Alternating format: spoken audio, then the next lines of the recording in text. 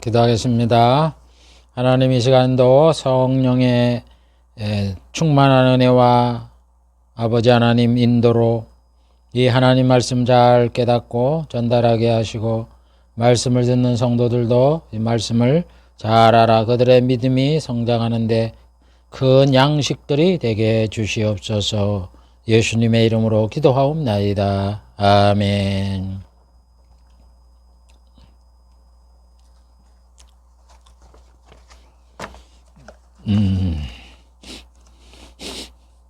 오늘도 전 시간에 의해서 율법에 대해서 하나님이 선지자와 예수님과 사도들을 통해서 하신 말씀을 한번 생각해 보기로 하겠습니다.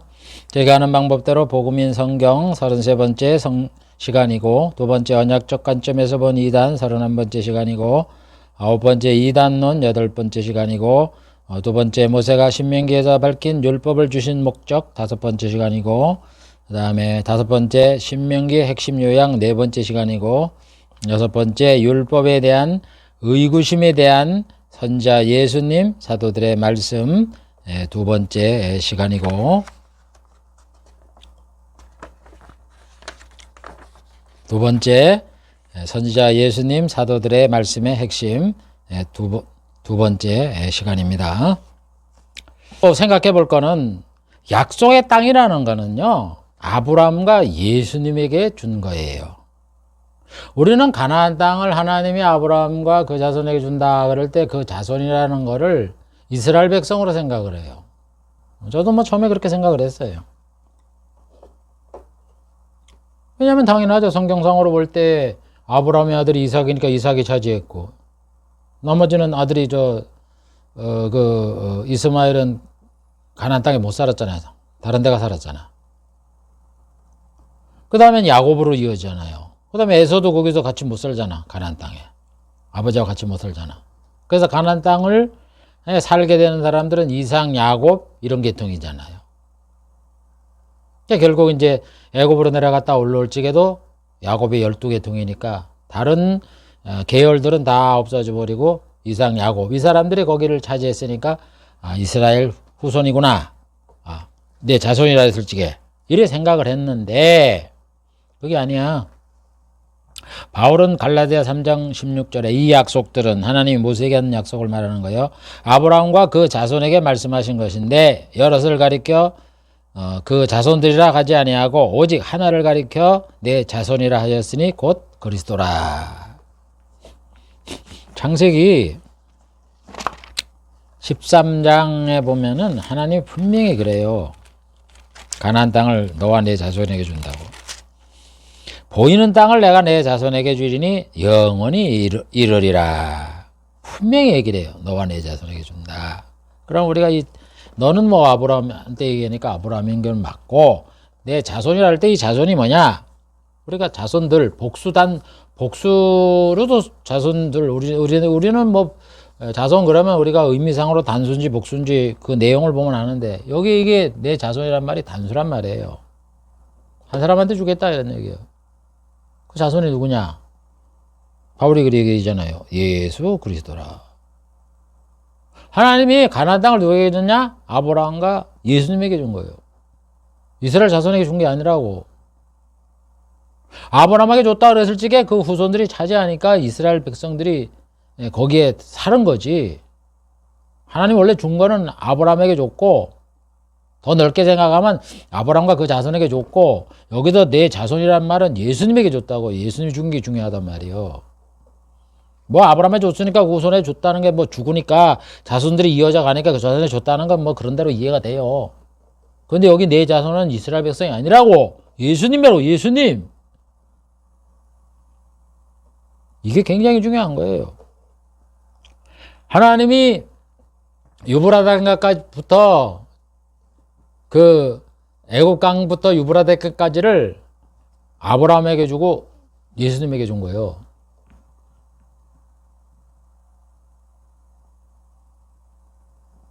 근데 우리는 그냥 아브라함한테 줬고, 아브라함이 죽었으니까 그 후손들이 샀으니까 이스라엘 자손에게만 줬다 이러고 끝나는데, 그래도 그걸 자손이라는 걸 그렇게 생각하는데 그게 아니라 거기 자손은 예수님을 가리킨다고. 예수님.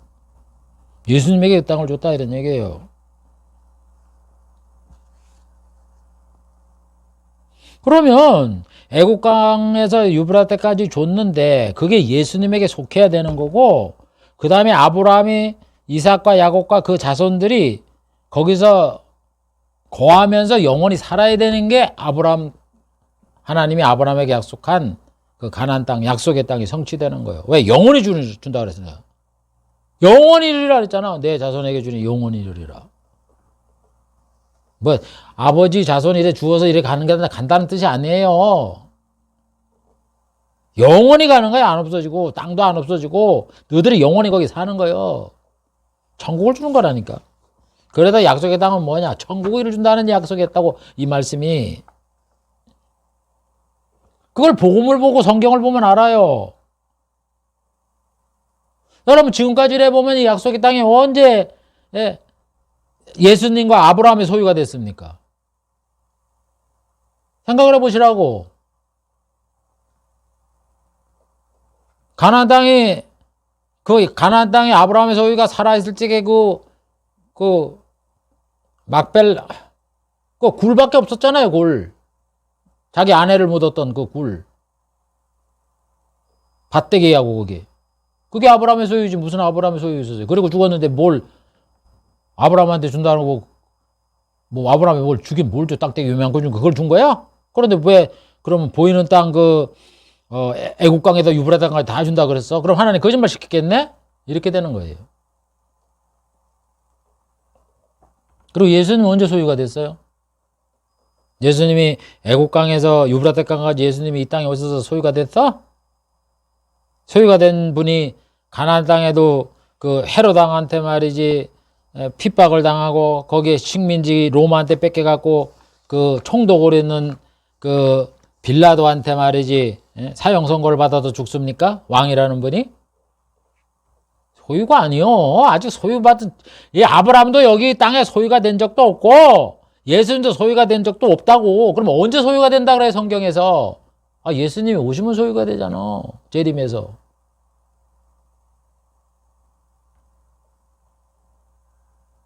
예수님이 재림하면은 이 모든 사람을 모아서 심판하잖아요. 예수님이. 그래서 지옥 보내다가 천당 보내고 나면 이 세상 나라가 다 없어지고 하나님의 나라, 예수님의 나라가 되잖아. 그럼 예수님이 천년왕국의 나라를 내가 아들에게 맡겼다고 예수님이 말씀하잖아요. 그래서 나도 맡긴 것처럼 나도 너희들한테 맡긴다고 얘기를 하잖아. 그리고 예수님의 소유가 이 지구가 천국이 되어서 예수님의 소유가 되는 거예요. 그때 이 천국의 소유인 이 애국강에서 유브라데강까지가 예수님의 소유가 되는 거고, 그걸 이스라엘 사람한테 주는 거예요. 이스라엘 성도한테. 그럴 때 될 때 비로소 하나님의 소유가 예수님의 소유가 되는 거라고. 그러면서 거기는 유대인 아브라함의 후손의 그 성도들이 살으니까 그때 아브라함도 이삭과 야곱도 살아나잖아. 부활하잖아. 예수님 재림할 때. 그래서 예수님께서 뭐라 그래요? 아브라함과 마태복음 8장 11절에 이방의 많은 사람들과 함께 아브라함과 이삭과 야곱이 천국에 들어가게 된다고 말을 하는 거예요. 그러니까 아브라함이 거기다 영원히 살으니까, 야곱이 영원히 살으니까 하나님이 가나안 땅 준다는 이 약속이 성취될 거 아니에요. 그걸 얘기를 하는 거고, 천국을 준다는 약속이었다고. 그걸 자꾸 천국 가서 생각을 안 하고 이 세상에도 왕 준다 이러니까 문제가 생기는 거라고.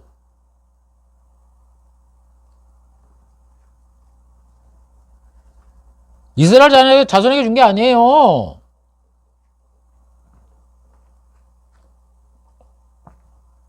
그렇다고 그래갖고 뭐 이 나라가 하나님의 약속의 땅을 안 줬다는 얘기는 아니고, 보장은 안 해준다 이런 얘기예요. 하나님이 그 약속을 보장해 주는 건 아니에요. 그래 그 땅을 못 갖고 그냥 일부를 얻어갖고 뺏겼다가 일부를 그냥 차지했다 그러잖아. 그러니까 70년 동안 황무제가 됐다. 그 다음에 1800년 동안 135년에 뺏겼다가 1948년에 회복했으니까 1800년도 넘는 동안에 자기 이스라엘 사람이 어디 거기 살았습니까? 이렇게 하는 거예요. 그 이유가. 그래서 이 약속의 땅이 아브라함의 소유가 되고 아브라함의 소유가 돼서 거기에 영원히 사는 것, 그 시기, 예수님이 소유가 되는 시기는 예수님이 재림 때지 그게 언제예요? 그러니까 이게 천국에 대한 약속이라고. 그러기 때문에 하나님이 아직까지 이 땅을 안 준 거예요. 다윗에게도 왜 안 줬느냐? 이 솔로몬에게도 왜 안 줬느냐? 거기에 그들이 정복을 하면 뭐합니까? 그 사람들을 안 쫓아냈잖아. 그 나라 사람들이 거기 거하면서 이 조공만 바친 거야. 그리고 난 다음에는 또한 다윗 왕 때는 그걸 언제 정복을 끝내고 몇 년 동안 다스렸는지 모르지만 솔로몬 40년이잖아. 다 넓게 잡아도 80년밖에 더 돼요. 뺏겼잖아. 그 약속의 땅을 다. 그 하나님의 약속을 줬다가 뺏기는 게 하나님의 약속이 이루어지는 거예요? 아니지.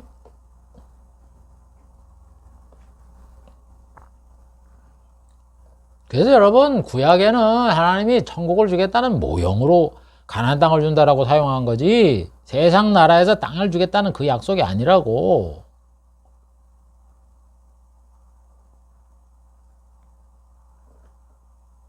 약속의 땅을 준다는 것은 천국이 완성되면 그 경계를 아브라함과 그 후손인 이스라엘 성도에게 준다 이거예요. 성도에게 준다는 약속으로 천국을 주겠다는 그런 약속이었어요. 그래서 가나안 땅을 이따까지 안 준 거야 하나님이. 앞으로도 안 줘요. 예수님 오시기 전까지는. 안 돼요. 아무리 해보세요.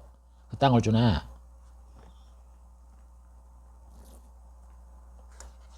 그거 줄라 그거 얻으려면 무슬림들이 다 죽어야 돼. 이슬람교가 싹 죽어버려야 돼. 그런데 무슬림들이 죽습니까? 그래서 히브리 저자는 뭐라 그래요? 히브리서 11장에서 아브라함 등 믿음의 인물을 쭉 열거를 한 다음에 이들이 믿음을 가지고 살았지만 하나님의 약속을 받지 못했다. 그렇게 얘기를 하면서 뭐라 그래요? 그 약속은 뭐냐? 그러니까 지금 있는 세상의 고향보다도 더 좋은 본향인 하늘에 있는 천국이다. 이렇게 얘기를 하는 거예요. 히브리서 11장 13절. 이 사람들은 다 믿음을 따라 죽었으며 구약시대의 인물들 얘기하는 것이 신앙인들.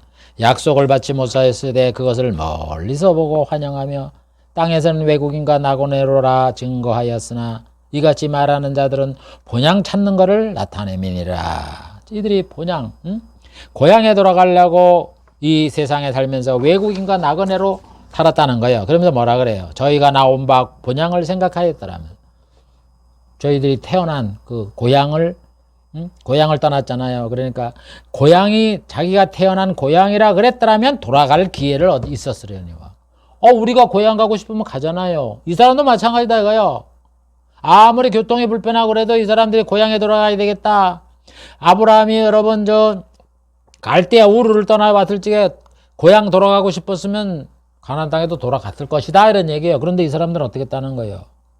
저희가 나온 바 고향을 생각하였더라면 돌아갈 기회가 있었지만은 저희가 이제는 더 나은 본향, 더 나은 고향을 사모하니 곧 하늘에 있는 것이라.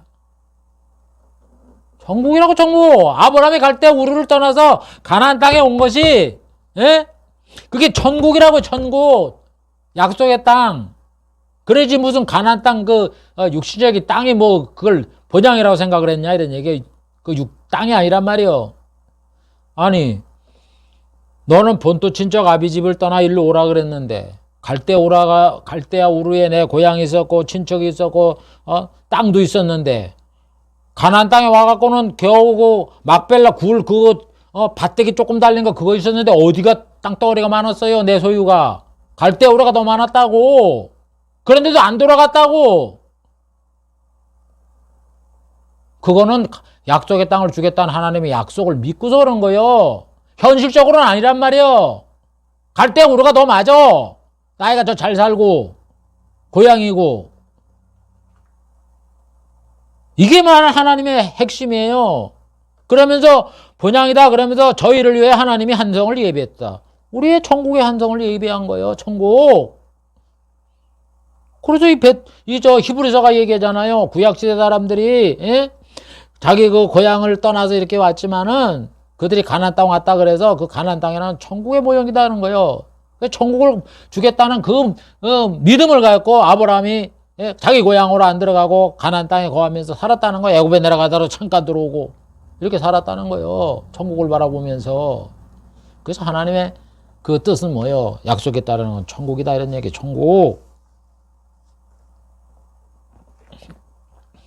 이런 그 모형을 모르면은요. 제가 그래서 모형 이론을 얘기를 하잖아요. 성경의 모형. 비유, 예표.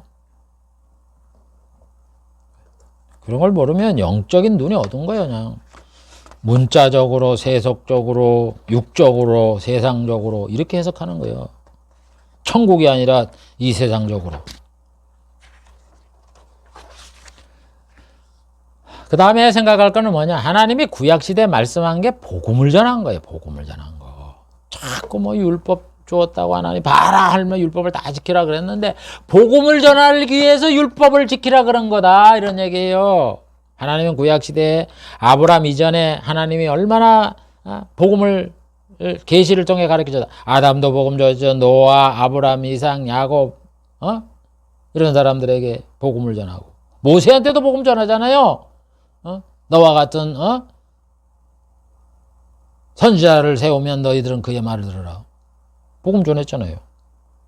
그 다음에 얘기는 다윗한테도 복음 전하고 선지한테 전하고 율법 전하라고 말한 그거는요 4천년의 역사 속에도 얼마 되지도 않는 거예요. 2년 동안요. 2년 동안 시내산에서 넉넉히 잡아도. 그래서 여러분 예수님과 사도들과 빌립 집사와 성경 저자들은 하나님이 구약시대에도 복음을 전했다고 얘기를 하는 거예요. 율법을 전한 게 아니라. 갈라디아 3장 8절에 바울은 이렇게 얘기를 해요. 하나님이 이방을 믿음으로 말미암아 의로 정하실 것을 성경이 미리 알고. 하나님이 계획 속에 이방인 하나님이 아브라함한테 뭐라 그랬어요? 너희 시로 인하여 천하 만민이 복을 얻는다 그래서 천하 만민이 누구야? 이방 사람 이스라엘 자손이 포함되잖아. 그래서 이방 사람들이 복을 예수를 믿어서 너희 시 예수님을 통해서 복을 받고 의롭게 될 거를 알고 먼저 아브라함한테 복음을 전했다고요. 너희 시로 인하여 천하 만민이 복을 얻는다고.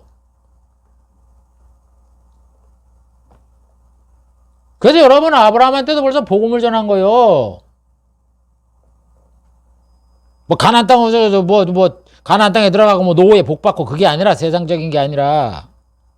그래서 예수님 뭐라 그래요? 아브라함과 이삭과 야곱이 천국에 들어간다. 마태복음 8장 11절에 얘기하잖아요. 잠깐 얼마나 이거를 성경 구절을 많이 얘기를 합니까? 아니 왜 그 말을 예수님이 했어요? 들어간다. 누가 물어봤습니까? 성경을 읽으면 의심이 생길 것이다. 바울이 뭐라 그랬냐? 아브라함한테 하나님 복음을 전했다며. 그러면은 아브라함과 이삭과 야곱에게 언약한 게 복음 전한 건데 그럼 이 사람들이 천국에 갔을까 안 갔을까 궁금하지도 않냐? 천국에 들어갔어? 그걸 지금 예수님 말하는 거예요. 말씀하시는 거예요. 그런데는 천국에는 관심이 없으니까 세상에 그저 복 받고 이런 것만 관심이 있으니까 이런데 관심이 없고 아무 생각이 없는 거 읽어봐도. 그러면서 히브리서자는 뭐라 그래요? 하나님이 구약시대는 선지자에게 여러 모양으로 말씀했고 신약시대 이 세상 모든 날 마지막에는 아들로 우리에게 말씀했다 그러잖아요. 구약에는 선지자를 통해서 신약에는 아들을 통해서. 그러면 맞아요. 했어요. 그런데 구약에는 모세를 통해서는 율법을 지키라 그랬어요. 그리고 신약에는 예수님이 오셔서 복음을 지키라 그랬어요. 이렇게 얘기를 하지 말으라고. 똑같이 얘기했다 이거요. 구약에는 선지자를 통해서 복음을 말씀하신 하나님이 세상 마지막 날 예수를 통해서 복음을 선포했다. 그걸 얘기를 하는 거라고. 그래서 그 뒤에 얘기를 하잖아요. 이 아들을 만유의 후사로 세우시고 저로 말미암아 모든 세계를 지으셨다. 예수님을 만유의 후사. 그래도 천년왕국 있는 거요. 하나님의 나라. 왕이란 말이요. 만왕의 왕이란 말이요. 그리고 이 세계를 왜 지었느냐? 예수님이 온 세상을 창조하셨고 예수님을 위해서 창조했다고 그러잖아요. 골로새서에서 사도 바울이. 그러니까 구약의 선지자가 말하는 것도 예수. 신약의 예수님이 말씀한 것도 예수. 천국이라고. 근데 어디에 거기에 율법이 지키라는 말이 어디에 나와요? 그 행위 언약이. 그 예수를 믿게 하기 위해서 죄를 알지 못하고 죄를 깨닫지 못하니까 죄 깨달아라. 그래 예수 믿어라. 그래도 좋다고 수단과 방법이라고. 그래도 히브리 저자가 히브리 1장 2절에 말하는 거예요. 그런 의도를 가지고. 빌립 지사도 보세요. 모세지대에 광야에 교회가 있었고 모세가 전한 말씀을 생명의 도다 그러잖아요. 사도행전 7장 38절 시내산에서 말하는 그 천사와 우리 조상들과 함께 광야교회에 있었고 또 생명의 도를 받아 우리에게 전해주던 자가 이 사람이라. 모세가 말이요 광야교회를 인도를 했고 생명의 도를 우리에게 전했대. 율법이 생명의 도야? 율법을 지키면 영생을 얻냐고. 여기서 생명이라는 영생을 얘기를 하는 거야. 율법 지키면 생명을 얻으면 영생을 얻으면 율법 지키다 다 천국 갔겠네? 지금도 유대교인들은 다 천국 가겠네? 그럼 바울이 그러면 너희들 율법을 지키는 자는 하나님에서 어긴 자요, 멸망을 받을 자다 그러면 바울이 좀 이단이네?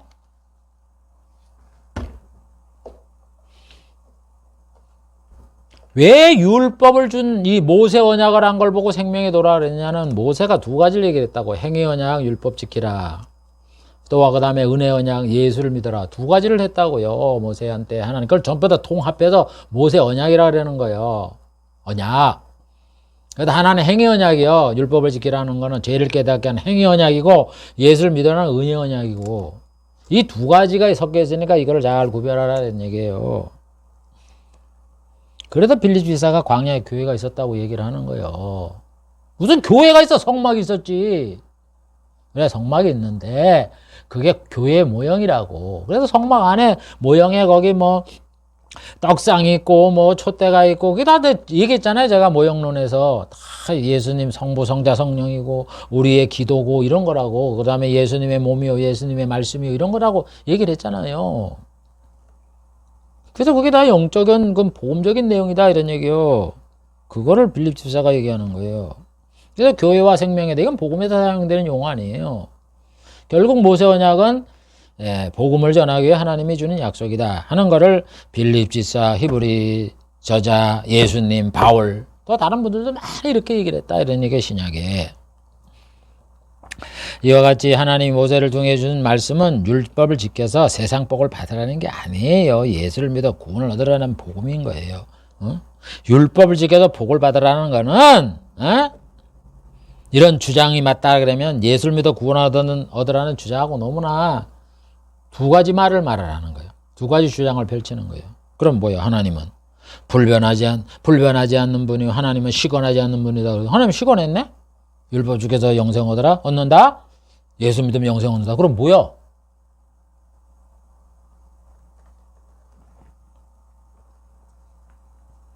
하나님은 그렇게 일구이연하는 분도 아니고 이랬다 저랬다 그런 분이 아니에요.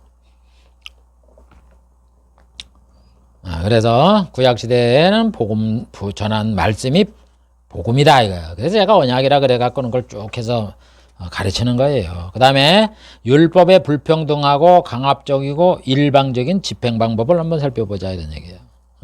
율법은 아주 행위 언약인데 이스라엘과 하나님과 세운 언약인데 이 계약이 자유롭고 공평한 계약이 아니라 억압과 강제로 맺어주고 일방적인 계약이고 행복을 주는 게 아니라 고난을 그냥 엄청나게 준 그런 악법이다 이거 악법. 우리가 일본 사람하고 1876년에 강화도 식민조약 늑약이라 그러잖아요. 강제 늑약. 을사보호조약 늑약이라 그러잖아요. 강제로 뱉어진 내역이다 그래서 그랬는데 그거보다 더한 게 이 율법이에요. 행위 언약이에요. 율법이라고. 그래서 이 사람들이 율법을 받은 지 3,500년인데 모세가 1,500년 전이니까 1,500년, 예수님 오신 후부터 2,000년, 3,500년 동안 한 100여 년 정도를 빼놓고 나머지 세월은 큰 고난의 삶을 살았어요. 식민지 생활을 하고 강대국에 점령을 했다가 잠깐 점령했다가 살지 못하고 뺏기고 말이지. 그 주위에 있는 그 범죄했다고 말이죠. 사다시대는 12번에 걸쳐서 말이죠. 300몇 년 동안 적국에 식민지 생활했다 나왔다 이래가면서. 뭔 복을 받아? 거기서 평안을 누리고 줬다가도 뺐는데 왜 이렇게 하나님이 불평등한 율법을 지키라고 말을 하면서 강압적인 방법으로 이 명령을 율법을 안 지키는 이 사람들에게 벌을 줬느냐, 율법의 그 내용대로 벌을 줬느냐, 이걸 집행하셨느냐, 우리에게 더 좋은 천국 영생복을 주기 위해서 사람이 죄인 줄 모르니까 죄를 깨달아 이 좋은 천국에 들어가라 하는 그런 그 의도를 가지고 이 불평등하고 이 법을 말이죠, 강압적으로 집행을 해서 유대인들이 이것을 세상에 시범을 보인 거예요. 시범을. 그러니까 유대인들이 참 이 복음에 있어서요 얼마나 많은 희생을 했는지를 여러분들 이해를 해야 되는 거예요. 그래서 여러분, 유대인들을 우리가 예수 믿는 사람들이 영적으로 그들에게 은혜를 받았으니까 그들에게 물질적이고 세상적으로 도와주라고 바울이 얘기하는 거예요. 그래서 제대로 된 신앙을 가진 사람은 유대인들을 박대 안 해요. 지금 아무리 안 믿어도. 왜? 우리가 은혜를 받았으니까 그들 때문에. 어느 나라가 그 율법 받아갖고 그렇게 3천 몇백 년 동안 고난을 당하고 망했다가도 또 망하면 끝이잖아, 세상은. 그런데 이 사람은 또 살아남아갖고는 말이지. 또 세계에 나가서 디아스포라, 나라를 잃어버리고 이렇게 고난을 당하고. 이게 누구를 위해서인 거예요? 유대인을 위한 뿐만 아니라 우리 이방인들도 알아가요.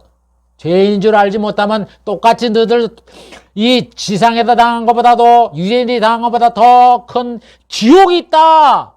그걸 보여주는 거라고요. 그래서 하나님이 보기에, 우리가 보기에 참 말할 수 없는 이 고난을 당한 거는 지옥에 비하면 아무것도 아니다. 그래서 하나님이 이거를 사랑의 마음으로 우리들에게 이 고난을 겪게 하는 거예요. 이스라엘에게 겪게 한 거예요.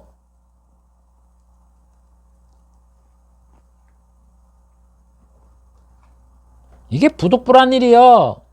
하나님은 부득불 이스라엘 민족에게 큰 고난을 당하게 하는 율법을 주셔서 만민의 교사로 삼았다 이거요. 만민의 이 사람들의 이 교사로 삼은 거예요, 이거를. 이게 하나님이 모세에게 언약하신 율법을 지키라고 명하신 하나님의 깊은 속뜻이에요, 속뜻. 이거를 알으라고. 그게 하나님의 사랑이에요, 그게. 그래서 하나님의 사랑이라고 찬양을 하는 거예요.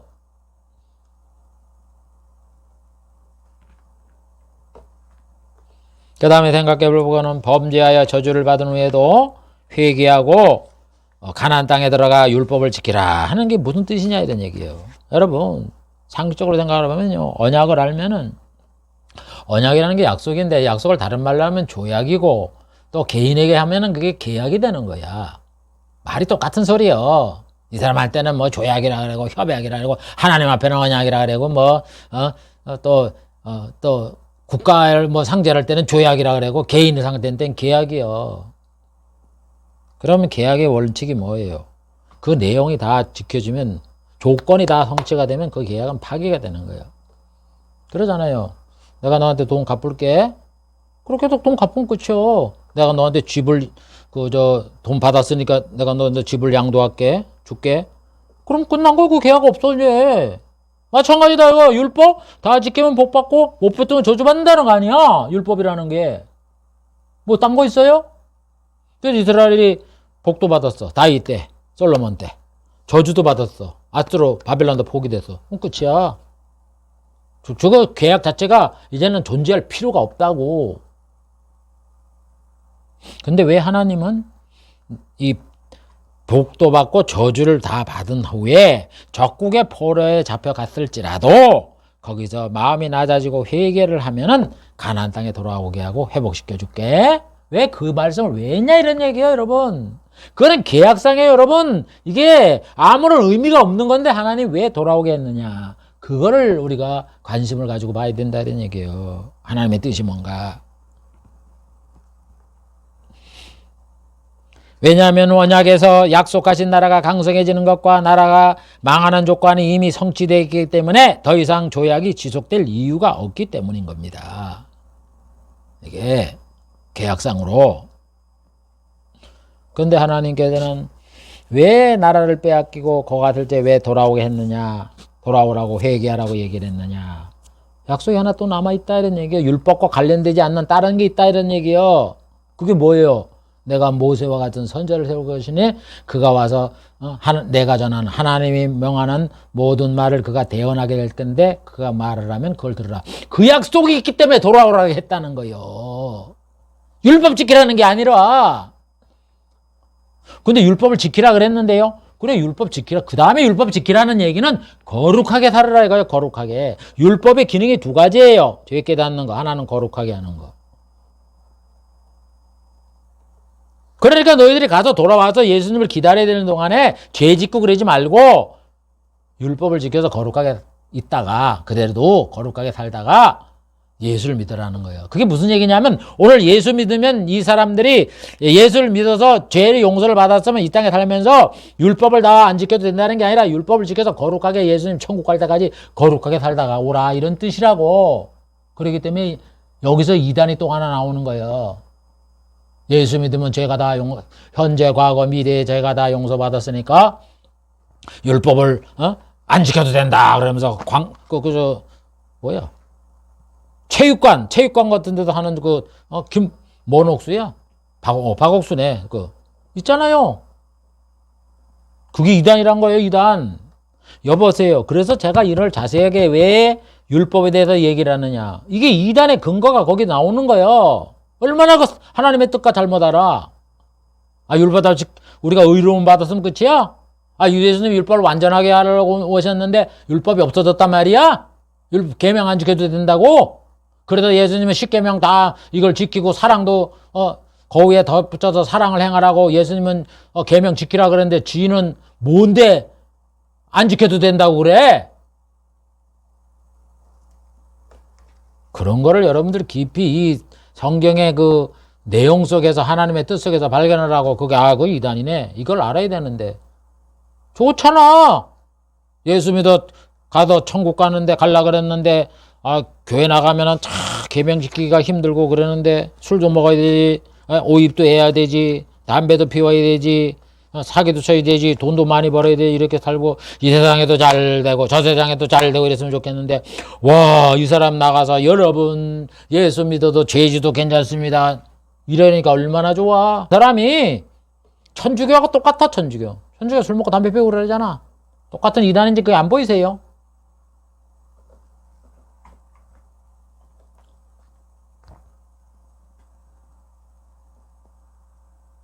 그래서 율법이라는 거는 계명을 지켜봐서 죄인임을 깨닫고 그 다음에 그걸 이제 예수를 믿고 그 다음에 이제 그 율법도 거룩하고 계명도 거룩하다 그랬잖아요. 사도 바울이. 그러니까 그걸 지켜야 돼요. 우리가 거룩하게 살아야 될 거 아니에요. 막 되면 안 되지. 우리가 은혜에 거하려고 죄에 거하겠느냐 그러잖아. 예수 믿으면서 죄에 거하면 안 되는 거예요. 자꾸 버리는 거예요. 버려. 또 하고 노력하고 또 버리고 노력하고 또 하고. 이렇게 거룩하게 살려고 몸부림치다 하는 하늘나라 가는 거예요. 그래도 우리가 믿음을 가졌다고 율법을 폐하지 못하고 오히려 굳게 세우고 죄를 지을 수 없다. 분명히 말하잖아요. 로마서 3장 31절. 그런즉 우리가 믿음으로 말미암아 율법을 폐하겠느냐. 예수 믿었다고 율법 안 지켜도 되겠느냐 이런 얘기야. 그럴 수 없느니라. 율법을 굳게 세운다. 그 계명에 있는 거 다 지켜. 도덕적인 거. 6장 15절. 그런즉 어찌하려 우리가 법 아래 있지 아니하고 은혜 아래 있으니 죄를 지으리요. 율법을 이제 우리 율법 상하고 예수 믿었으니까 은혜 안에 거하는 거 아니야. 그러니까 죄를 지으리요? 그럴 수 없느니라. 이렇게 얘기를 했는데도 현재 과거 미래 죄가 다 용서됐다고 술 먹어도 되고 도둑질해도 되고 간음해도 되고 된다고 이렇게 주장을 해? 이단의 발상. 그 다음에 생각해 볼 거는 율법을 주고 3천이 넘는 기간 동안 고난을 준 거는 결국 마지막에 이들을 구원하기 위함이었다. 제가 앞에도 얘기를 했지만 여러분 율법을 받은 지 모세 1500년 예수님부터 지금까지 2000년 3500년 동안 200년 다윗 시대 솔로몬 시대 넉넉하게 잡아도 200년이야. 200년이야. 뭔 200년이야. 솔로몬 다윗 40년씩 잡아도 80년밖에 더 돼? 그 다음에 이제 여호수아가 점령했을 때 조금 이제 적이 못 쳐들어왔잖아요. 막 그냥 기적을 일으키니까. 그때뿐이지 뭔 이스라엘에 무슨 평화가 있었고 안정이 있었고 그래. 그처럼 믿음 좋은 히스기야 시대 보세요. 아수르 왕이 쳐들어와서 그냥 성이 멸망당하고 그냥 고통을 당하고. 어느 시대가 평안했어? 사사 시대가 평안했어? 어느 시대가 평안했어요? 요시야? 전쟁 나가다 거다가 애굽 와갖고 그거 나가다 전쟁터에 죽잖아. 무슨 이스라엘에 평안하게 있었고 강대국이었습니까? 왜 복주신 하나님이 이렇게 3,500년 동안 200년을 빼놓고 이런 고난을 당하겠습니까? 그게 뭘 줘서 그래서요? 율법 줘서 그런 거예요? 율법 줘서. 율법 안 줘서 그런 거 안 생겨. 왜 선하신 하나님, 은혜로운 하나님이 이스라엘이 죄를 짓고 범죄할 쯤을 알면서도 율법을 주고 맹세를 하라고 이렇게 강압적인 이런 강압적으로 그거를 집행을 시켰느냐? 이 문제에 대해서 바울은 로마서 9장부터 11장에 그 이유를 밝힙니다. 9장부터 11장의 내용을 보면 하나님은 유대인을 참 감람나무래. 그러면서 가지를 일부를 잘라내고 돌감람나무를 붙였다. 돌감람나무는 이방인을 말하는 거예요. 그래서 돌감람나무도 접부시는 하나님이 잘라진 참감람나무를 다시 살리지 않겠느냐 하시면서 복음이 여러분 이스라엘에 전파가 됐잖아요. 구주도 예수님이 이스라엘 사람이고 사도들도 이스라엘 사람이 복음이 이스라엘 사람에게 전파됐잖아요. 그런데 조금 있다가 이스라엘 사람들이 그 대제사장과 예수님을 죽인 대제사장과 서기관 바리새인들이 그 사도를 죽이고 복음을 못 전하게 하고 매를 치고 이러니까 어떻게 됐습니까? 복음이 이방으로 간 거예요. 그러니까 잘라낸 거지. 이스라엘 사람이 구원 얻는 사람이 없어졌잖아요. 그러니까 그 원가지를 잘랐다는 거야. 그래서 이스라엘 사람들에겐 복음이 안 전파되고 유대교만 남은 거야. 그래서 이제 복음이 이방으로 가게 돼서 이방이 접붙임을 받은 거야. 구원의 복음이 전파된 거래요. 그래서 이제 이방인의 이제 시대에 이방인의 시대가 돼서 이방인의 복음을 전한다. 전해서 교회가 부흥되고 발전됐다. 그래서 지금 봐보세요. 큰 교회가 어디다 있습니까? 다 이방인 나라. 이스라엘이라는 이방인 나라가 있잖아. 우리나라도 뭐 지금은 조금 그러지만 몇십 년 전만 해더라도 뭐 세계 큰 교회가 우리나라에 몇 개가 있었잖아요. 지금은 뭐 인도 뭐 이런 데가 워낙 부흥되고 중국 이런 데가 부흥돼서 지금 좀 역전이 됐지만 그게 왜 그러냐? 성경이 그 하나님이 그렇게 했다고 이렇게 그 예언한 그대로 되는 거예요. 그래서 이방인의 이런 시대가 마냥 가는 게 아니라 이방인의 충만한 수, 이방인 중에 구원받기로 작정된 수가 있잖아요. 하나님은 전지하시니까 그 수가 다 차게 되면 어떻게 된다? 이스라엘의 남은 자가 구원을 받게 된다. 그래서 이스라엘과 그 이방인들의 구원이 완성이 된다. 이렇게 사도 바울이 말씀한 게 로마서 9장부터 11장에 있는 이런 내용이란 말이에요. 그래서 여러분 이게 바로 뭔 얘기를 하느냐 하면은 하나님이 아브라함한테 약속을 했잖아요. 너의 씨로 천하 만민이 복을 얻는다. 그래, 천하 만민은 이방인과 선민 이스라엘이 복을 받는다는 거란 말이야. 그 약속을 이루기 위해서 하나님이 세상 역사를 이렇게 운행하시는 거야. 그냥 동시에 예수님이 오셔서 이방인들도 예수 복음이 전파돼서 예수 믿고 그 다음에 이스라엘 사람도 예수 믿어 구원 먹고 그렇게 안 했다는 거야. 왜 그러냐면요. 그 핵심이 뭐냐면은 예수님이 이 땅에 오셔서 우리의 죄를 위해서 죽으셔야 되는데 누가 예수님을 죽이는 거야? 그게 중요한 거예요. 예수님이 뭐 그냥 사람도 안 죽이는데 그냥 혼자 산에 올라가고 야들아 내가 하나님 앞에 재물이 돼도 내가 죽는다 그러면서 예수님이 스스로 뭐 자살을 해서 그 방법을 안 한 거야. 그거를요 예수님을 죽이는 그 역할을 누가 감당하겠냐면 이스라엘 사람들이 감당하게 한 거야. 그래서 그거를 대제사장 서기관 이 사람들이 그거를 담당을 해서 율법에 눈이 멀어서 자기의 그 현실적인 그 지위, 명예, 권세 이걸 누리니까 그게 눈이 멀어서 예수님을 죽이는 거 아니에요. 그렇게 해서 유대인들이 예수님을 죽였어. 유대인의 소수가. 그러고 난 다음에 그걸 끝까지 지키려고 이 복음을 전하는 사도들을 내쫓아내고 그래서 복음이 이스라엘에서 사라진 거야. 그렇게 했으니까 그 예수님을 죽이는 그 일이 생겨났으니까 이 사람들은 악하지만 그거를 하나님이 이 사람들이 죽인 그 예수님의 제물을 하나님께서 대속제물로 받으셔갖고 누구든지 예수를 믿으면 죄를 용서하게 하는 구원의 그 귀한 그 근거로 삼은 거란 말이에요. 그래서 이방인들이 그거를 이제는 복음을 듣고서 예수를 구주로 먼저 믿는 거야. 그렇지만 유대인들은 예수님을 배척했기 때문에 아직까지도 굉장히 교회가 미미하고 되게 많은 사람들이 유대교를 믿거나 안 믿잖아요. 그렇게 변한 거예요. 그러나 이게 이제 예수님이 오시길 때가 되면은 이방인의 충만한 수가 다 차게 되면은 이스라엘 사람들이 예수를 믿게 되는 거예요. 그래서 성경에 뭐라 그래요? 성경에 이 마지막 예수님이 재림하기 전 7년 대환란이 되면 이스라엘 민족이 회개하는 게 스가랴서에 나오잖아요. 민족적인 회개가 있다고. 그게 마지막 회개예요. 이스라엘이 구원 없는 거예요. 그래서 로마서에 보면은 바울이 뭐래요? 남은 자가 있다 그러잖아요. 구원받을 남은 자.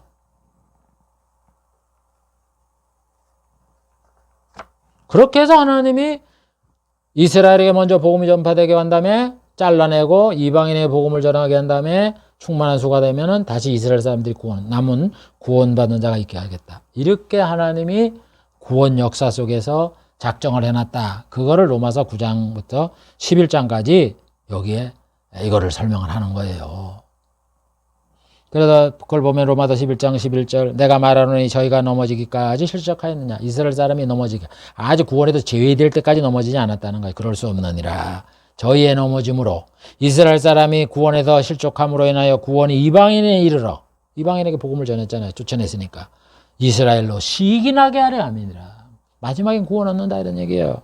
왜 복음이 우리나라에서 태동이 되었고 왜 우리의 구주가 우리의 민족에 이겼는데 왜 이방인이 교회가 생기느냐. 그걸 깨달아야 돼요. 이스라엘 사람들이. 근데 그걸 모르잖아. 그러면서 11장 15절에도 5절에도 이와 같이 이제도 은혜로 택하심을 따라 남은 자가 있느니라. 이스라엘로 시기나게 한다. 그러면서 이제 은혜로 택하심을 따라 예수 믿을 이런 사람들의 남은 자가 있다. 그러면서 뭐라 그래요? 11장 14절에 이는 곧 내 권력을 아무쪼록 시기하게 하여 시기가 나게 생기게 해서 저희 중에 얼마를 구원하게 하려 함이니라. 이스라엘에 구원이 남아있다. 남은 자가 있다. 이걸 말하면서 11장 25절 27절에 말하기를 형제들아 너희가 스스로 지혜 있다함을 면하기 위해서는 스스로 지혜 있다는 사람은 어리석은 사람이잖아. 그러니까 어리석은 걸 면하기 위해서는 이 비밀을 너희가 모르기를 원치 않으니 이 비밀은 이방인의 충만한 수가 들어오기까지 이스라엘의 더러는 완악하게 된 것이다. 이방인의 충만한 수가 차면 이스라엘 사람이 구원받는다 이런 얘기예요. 그래서 온 이스라엘이 구원을 얻으리라. 그러면서 기록된 바 구원자가 시온에 오사 예수님이 시온에 왔잖아요. 이스라엘 땅에 야곱에게 더 경건치 않은 것을 돌이키겠고 이스라엘 백성을 경건치 않은 불경건하는 사람들을 내가 돌이키겠고 내가 저희 죄를 없애야 할 때에 이스라엘 사람의 죄를 없앤단 말이에요. 저에게 이루어질 내 언약이 이것이라 함과 같으니라. 그러니까 마지막에는 이스라엘 사람을 구원한다 이거예요. 예수님이. 그래서 여러분 이 경륜을 이 사도 바울이 선민 이스라엘의 구원 이방인의 구원에 대한 하나님의 경륜을 보고 탄성을 하는 거예요. 로마서 11장 33, 36절 결론에 깊도다 하나님의 지혜와 지식에 부유하며 그의 판단은 특량치 못할 것이며 그의 길은 찾지 못할 것이로다. 누가 주의 마음을 알았으며 누가 그의 모사가 되었느냐. 이는 만물이 주에게서 나오고 주로 말미암고 주에게로 돌아감이라. 영광이 그에게 세세 있으리로다. 하나님이 아브라함에게 너의 씨로 인하여 천하 만민이 복을 얻게 해주겠다. 그래갖고는 그 천하 만민 속에는 이스라엘의 구원이 있고 이방인의 구원이 있는데 하나님이 먼저 예수님을 십자가에 못 박혀 죽게 하게 해서 이스라엘을 사용해서 처음에는 예수님이 복음을 전파함으로 사도들이 복음을 전하고 성령의 오순절에 임해서 이스라엘 사람들이 구원을 받고 어느 정도 구원한 다음에 이 예수님을 죽였던 사람들이 그 자기의 죄가 드러나고 이러니까는 그걸 은폐시키려고 말이죠. 사도를 쫓아내고 복음을 못 전하게 해서 이방인에게 복음이 전파되고, 그래서 이방인이 이제 복음이 전파돼서 많은 서가 충만하게 되면 다시 이스라엘 사람들을 구원하는 이 놀라운 이 구원의 역사, 이게 지금 2000년 동안 진행되고 있는 거 아니에요. 이 길을 누가 알았겠느냐 이런 얘기요. 누가 알았겠느냐. 누가 주의 마음을 알았으며 누가 주의 모사가 되었느냐. 바울이가 계시로 이걸 아는 거예요. 그래서 지금 세상을 보면 그렇잖아요. 만물이 주께서 나오고 주로 말미암고 주에게로 들어. 그거를 시발 그거를 그 일을 역사를 시작한 분도 하나님이요, 진행시키는 분도 하나님이요, 마지막도 하나님이다. 그러면서 참여를 하죠. 그게 바로 주의 구원이. 그래도 이거를 알면요, 이스라엘 사람들이 3000년 고난받은 거, 이게 이렇게 해서 했구나, 그게 이해가 된다고. 이해가.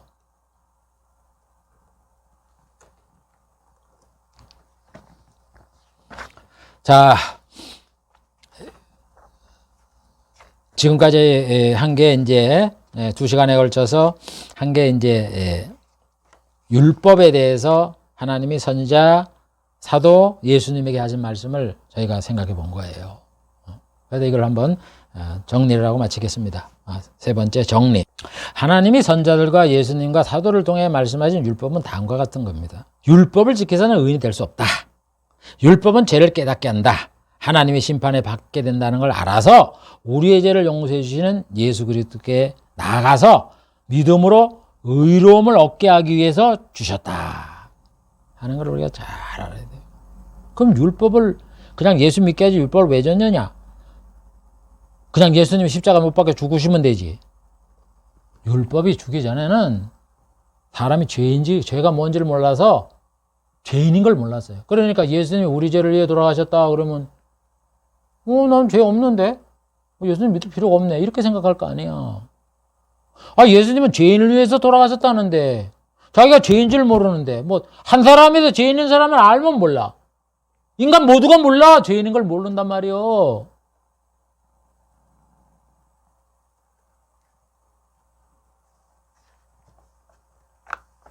여러분, 우리나라 고조선에 보면 8조 금법 있어요. 8가지 하지 말라 그래서 8가지 중에 3가지만 이렇게 내려오는데,